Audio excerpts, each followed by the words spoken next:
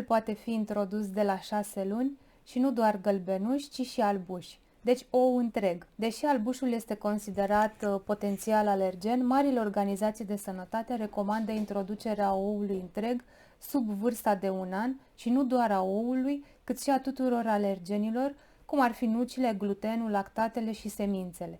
Studiile spun că evitarea albușului până la vârsta de 1 an nu garantează că bebelușul nu va mai face alergie și istoricul de alergii din familie nu este neapărat un ghidaj corect.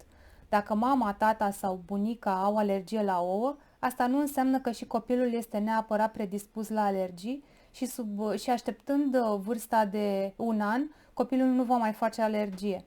La fel cum se poate întâmpla ca nimeni din familie să nu fi fost alergic la ouă, iar bebelușul să aibă alergie. Deci, practic, nu avem niciun motiv să așteptăm vârsta de 1 an pentru introducerea albușului de ou. Sunt multe mame care sunt sfătuite chiar de medicii pediatrii să introducă întâi gălbenușul, apoi mai târziu albușul. Nu putem spune că ar fi ceva greșit, însă alegerea nu este una justificată. Atunci când introducem oul în alimentația bebelușului, este recomandat să testăm cu o bucățică mică, ca de exemplu un sfert de ou, și îl putem introduce oricând după vârsta de 6 luni, chiar din primele zile de diversificare, după ce am introdus câteva legume. Vă puteți inspira din planul de diversificare Flavor pe care îl găsiți pe flavor.ro.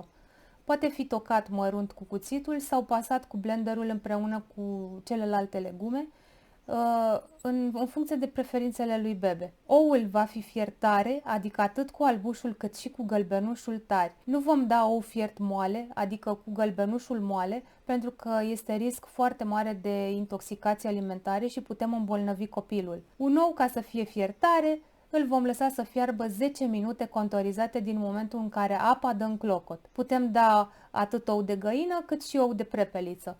Oul de prepeliță este fiert tare în 7 minute din momentul în care apa dă în clocot. Principalul motiv pentru care oamenii sunt avertizați în legătură cu ouăle este că ele conțin cantități enorme de colesterol, ceea ce este adevărat, pentru că oul conține o cantitate mare de colesterol raportat la alte alimente. Studiile arată de fapt că oul îmbunătățește profilul nostru de colesterol, crescând colesterolul bun și modificând colesterolul rău, și nu poate fi asociat cu un risc crescut de boli cardiace. Câte ouă putem da pe săptămână bebelușului?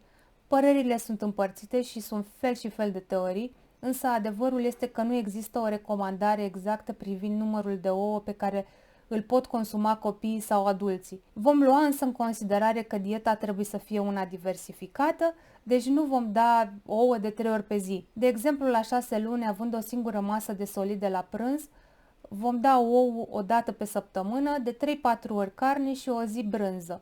Și o zi vom da legume simple. Deci vom alege o singură sursă de proteină de origine animală și nu îi vom da și ou și carne în aceeași zi. Iar la 7 luni, la fel, masa de prânz este singura masă în care putem include oul, masa de dimineață fiind de fructe simple. După 8 luni, când introducem masa de seară, de la ora 17-18,